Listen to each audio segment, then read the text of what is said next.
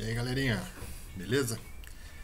Nesta aula ou neste vídeo vamos acompanhar aí esses seguintes temas aí dando continuidade ao nosso estudo da urbanização brasileira, né? As primeiras cidades e funções urbanas, qual foi o processo histórico-espacial de constituição, né, das cidades brasileiras e um panorama regional que vai estar parte nessa aula, parte na próxima aula, ok? Então vamos lá.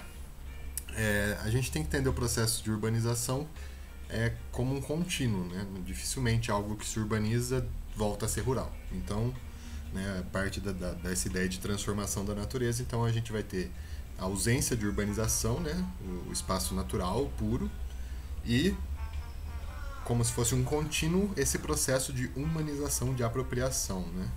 Então, a cidade, nesse primeiro momento, né, a aglomeração urbana, ela vai cumprir funções que a gente já viu na aula anterior, mas duas funções são principais, né? A cidade política, que vai tomar para si, né, essa necessidade de controle, de organização do território, né, das trocas e assim por diante, e a cidade comercial, que vai centralizar as atividades de troca de produtos entre a população local e entre o estrangeiro, principalmente em economias agroexportadoras como a nossa. Então essas duas funções são primordiais para o surgimento das cidades. Quando o processo de urbanização avança, é falado que existe o ponto de inflexão urbana, né? Ou seja, o ponto em que se torna o território, né, ou a grande massa da população se torna mais urbana do que agrária. E aí se tem a cidade industrial, e com esse crescimento e tal a gente vai ter a implosão, né, ou explosão da cidade, né, a cidade macrocefálica, né, a cidade cheia de problemas e assim por diante, que é o adensamento do processo de urbanização e de suas consequentes infraestruturas. No Brasil, como ocorreu? Olha a atenção nessa timeline aí. Então a gente vai ter, né, do descobrimento até 1930 praticamente, uma economia agrário-mineral exportadora, né? Então o que a gente fazia? Basicamente tudo que era produzido no país ele visava, em grande maioria, a exportação. Vai ser, né, o ciclo da cana, que a gente já estudou, o ciclo do ouro, assim como o ciclo do café. Também tem outras coisas que foram exportadas nesse meio do caminho, né? Teve o pau-brasil, teve o fumo, teve as drogas do sertão na bacia amazônica, então tem várias coisas, mas que em geral vão coincidir com uma economia agromineral exportadora. Que tipo de impacto essa economia vai ter? Toda a organização do território, né, desses espaços urbanos, é voltado para fora, para mandar para fora, né? Não é pensando em criar um mercado interno, em circular mercadoria, não. Toda a cidade visava a integração entre os produtores e o canal de exportação. E por isso a gente vai ter um sistema de ocupação muito centralizado no litoral nesse momento aí. Tem esse gifzinho que não vai funcionar, que tristeza, né? Mas eu vou dar um jeito de subir para vocês. É um GIF que vai mostrando todas as transformações territoriais do Brasil. Junto com cada transformação territorial, nós vamos, obviamente, ter o desdobramento de uma cidade administrativa, né? Essa ideia da cidade política, e, ao mesmo tempo, de cidades comerciais, que vão centralizar essa capacidade de tanto levar o produto para fora, como às vezes até importar alguns produtos ou outros, ou fazer parte de serviços, né, como manutenção de algum equipamento, máquina, assim por diante, que mesmo, né, obviamente, fora do período industrial existiam as manufaturas, existiam carroças, existiam coisas que tinham que ser consertadas, né? Não dá para imaginar que só começou, não, já existiam. Né? Já existiam essas ideias de mecânica, de conserto, assim por diante. Isso é presente, isso é uma função urbana. Né? Algo interessante de se destacar, ó, por exemplo, aí as vilas e cidades, né, as que foram criadas aí em cada época. Né? Século XVI, né? A gente tem basicamente acompanhando os ciclos econômicos, essas criações de cidade. Né? Conforme se desdobra um ciclo econômico, se vão criando cidades em diferentes regiões e diferentes estados. Os estados vão mudar de nome, então eu preferi manter a lógica dos estados que vocês conhecem, né, os estados hoje, e onde se localizavam territorialmente essas vilas e cidades criadas. Ok? É um trecho aí de Goulart do Reis, né, tirado da obra do Milton Santos, muito interessante, chamado Urbanização Brasileira. Mas eu vou tentar traduzir e esmiuçar para vocês um livro em apenas algumas aulas. Beleza? Algo legal de se destacar que, por exemplo, na virada do século XVII para o XVIII, Salvador tinha mais de 100 mil habitantes. Nossa, professor, mas o que tem, né? Gente, em todos os Estados Unidos, na mesma época, não tinha nenhuma cidade com mais de 30 mil pessoas. Então mostra, né, como o processo de ocupação poderia, né, caso se tivesse pensado na criação do mercado consumidor, de fortalecimento de uma base nacional, né, e não essa adequação de interesses estrangeiros, ter desenvolvido uma sociedade com aspectos bem diferentes do que a gente tem hoje, né, em concentração de renda fundiária, assim por diante. Aí ficam, né, caracterizados aí no século XVII, né, quantas cidades ou vilas existiam no Brasil, né? Você pode ver que é uma ocupação primordialmente, né, fundamentalmente litorânea, né, todas voltadas a essa lógica, fortalecimento das bases de controle da coroa e exportação. Economia agro-mineral exportadora. É isso. Embora a gente pense hoje não tenha mudado tanto, mas era essencialmente isso. A gente não produzia nada aqui para o nosso consumo. Era tudo voltado para o mercado externo, né, esses grandes fatores econômicos. O consumo interno era basicamente os gêneros alimentícios básicos. Beleza? E aí tudo que aconteceu até 1824, né? Então a gente pode ver que o avanço territorial do Brasil, que vocês vão observar esse GIF animado ali que eu vou deixar para vocês, conforme o Brasil vai se interiorizando, vão se criando cidades administrativas, mas basicamente para fortalecer, o Estado está aqui, o território é nosso, a gente tem poder, e não necessariamente porque demandava a existência desse centro urbano. E mesmo assim se mantém a mesma tendência, né, de concentração na porção litorânea do território, com alguns pontos seletos ali de interesse, né? No caso ali do estado da Bahia, vocês vão observar que muitos vão estar ligados aos engenhos de açúcar no interior baiano, né, no Recôncavo e assim por diante. Em Minas Gerais, o ciclo do ouro. E em São Paulo, né, o desenvolvimento do ciclo cafeeiros. E Paraná tem o mate. E assim vai, né? Vão ter o Rio Grande do Sul, tem uma questão do charque, que foi importante numa época e desenvolveu toda uma logística aí de exportação, mas que em linhas gerais vai se dar através desses ciclos econômicos maiores. Esse é um mapa que eu adoro, que é um mapa de Constituição da República dos Estados Unidos do Brasil, né? Foi o primeiro mapa pós-independência aí, e que vai contar com um trabalho excepcional do Visconde do Rio Branco para a definição das fronteiras. Visconde do Rio Branco foi um diplomata brasileiro responsável por negociar com todos os países a demarcação das fronteiras. Então, praticamente em 1889, o Brasil nasce enquanto república, já com seu território praticamente consolidado em termos políticos, o que nenhum outro país do mundo conseguiu fazer, né? Estabelecer suas fronteiras sem disparar uma bala sequer. Aí. Então mostra, né, a capacidade diplomática e o papel diplomático que o Brasil tem ao longo da história, não só do Brasil como do mundo, em diversas outras situações, tem esse papel decisivo. Então, né, obviamente, se alguém chamar o Brasil de nanico diplomático ou desfazer do Brasil, é porque não conhece a história do Brasil e nem mesmo a história do mundo. Inclusive, quem presidiu a Assembleia das Nações Unidas na criação do Estado de Israel em 1945 foi um brasileiro.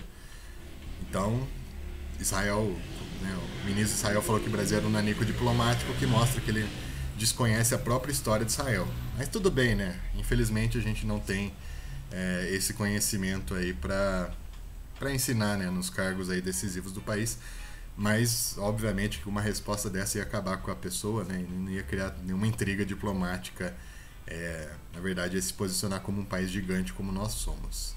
Ok? Esse mapa é bem legal porque ele vai mostrar os tratados, quando aconteceram e tal. Eu não tenho em alta resolução, eu tinha, mas tá em algum lugar do mundo aí que eu perdi. Aí eu achei em menor resolução no IBGE. Beleza, economia agrária exportadora é isso daqui. Criação de vilas e cidades, interior, algum ponto ou outro central, mas em geral atendendo essa lógica de externalização, de exportação, né? Quando o Brasil começa a se urbanizar, ele vai ter dois pontos principais, né? O primeiro é a Era Vargas, que vai de 30 a 43, né? Tem uma interrupção aí no meio, mas vamos chamar esse total aí como Era Vargas. Primeiro período ruim, segundo período importantíssimo para o Brasil, né? Existem dois Vargas aí, se vocês estudarem a história, vocês vão admirar muito mais esse segundo Vargas do que o primeiro. Mas Vargas foi fundamental para o processo de industrialização do Brasil, porque ele criou e fortaleceu as indústrias de base. Companhia Siderúrgica Nacional, Petrobras, entre outras tantas, né? Eletrobras e tal, que vão ser desdobramentos aí dessa política. Ele também criou a consolidação das leis do trabalho. Até então, não existia legislação trabalhista alguma no Brasil. A gente saiu de um país que aboliu a escravidão e depois não tinha nenhuma regulamentação trabalhista, né? Não existia salário mínimo, não existia férias, não existia aposentadoria, não existia nada. Ele consolidou isso. Só que fez isso numa lógica urbano-industrial, ou seja, ele privilegiou as camadas da cidade.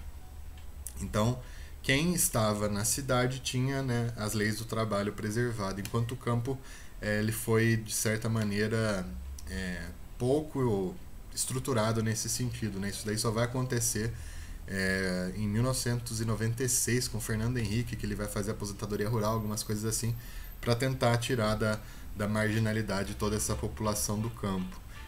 E esse foi um fator importantíssimo que impulsionou o êxodo rural, né? Na cidade você tinha segurança no trabalho, salário mínimo, assim por diante, enquanto no campo ainda não existia nenhuma estrutura de proteção social, né? Então, além daqueles fatores de função urbana, existiam esses fatores de expulsão e atração, e assim, né? Expulsão do campo, atração para a cidade. E a segunda fase que a gente pode chamar, né? A era pós-Vargas, né? Que vai incluir o Juscelino e outros governos militares que tiveram aí nesse meio campo, que vão ser as expansões das atividades industriais, né? Seja através de multinacionais ou de empresas nacionais, até mesmo novas estatais que vão surgir nesse momento, atraindo um grande contingente populacional para a cidade dessa atração, e o processo de modernização do campo, a chamada Revolução Verde, quando se levou implementos modernos e tal para o campo. Entretanto, né, esse período mostra uma tendência à obediência, né, da lógica internacional de não fazer o país ter uma base sólida de desenvolvimento. Como assim, Fomes? Meu Deus! Nós tínhamos um enorme vazio territorial, né? A gente só ocupava aquelas partezinhas lá. Ó, esse mapa tá lindo. Ó. A gente ocupava basicamente o litoral e um pouquinho aí da faixa interiorana desses pontinhos aí que vocês estão vendo. Então a gente tinha todo o centro-oeste, toda a Amazônia para ocupar e assim por diante. Só que ao promover uma política de ocupação, a gente não fez ela baseada numa ampla reforma agrária, de todo mundo conseguir um pedaço de terra, ter seus meios de produção, de subsistência e tal.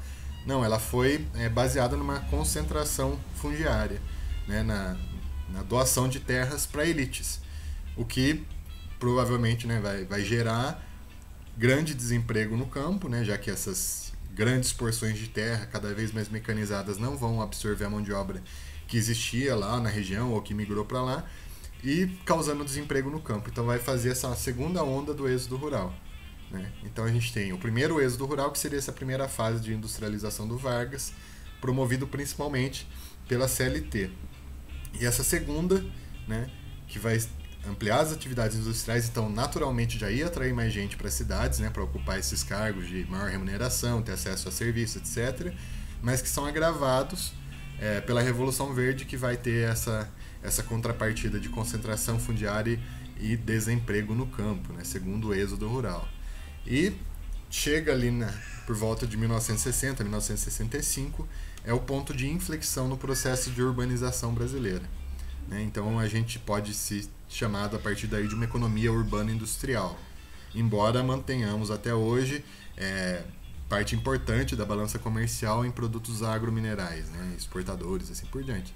Mas a sociedade como um todo, ela se ocupa nessas funções, né, urbano-industriais. O que é ponto de inflexão? É o ponto em que a maior parte da população passa a ser urbana. Né? Inflexão, ele infligiu. Então ele dobrou a curva, vamos dizer assim, para falar bem simples. Então a gente tinha lá em 40, né, 31% da população urbana, 69% rural. E chegou entre 60 e 70 nesse meio. Ai, professor, mas quando foi exatamente? Não dá para saber porque não teve censo entre esses anos. Foi no meio desse negócio aí. Sofre o ponto de inflexão. Então a gente se transforma em uma sociedade urbana industrial e consequência disso é a própria urbanização do território através da mecanização do campo e assim por diante, ok? Esse é o ponto de inflexão, então ele está entre 60 e 70, não dá para precisar muito bem a data, né? Se é 63, 65, mas é nessa faixa aí que ocorre a transição, uma transição abrupta, a gente se industrializou e se urbanizou muito rápido e que vai resultar nos contrastes que a gente vai destacar mais à frente nas aulas aí posteriores, ok? Outro gráfico aí mostrando essa involução metropolitana, né, involução urbana e tal, né, ponto de inflexão, inflexão urbana. Então a gente tinha lá na década de 60, né, no início da década de 60, 45% da população urbana, 54% rural. Em pouco tempo depois já atinge esse ponto e cresce e decresce em taxas bem rápidas. Em 50 anos a gente praticamente urbanizou aí a grande maioria da população. Hoje quase 90% aí. O que é muito, né? É um país literalmente muito urbano. Tranquilo? Nessa aula é isso. Aguardem até a próxima. Continua nos próximos episódios. Abraço a todos.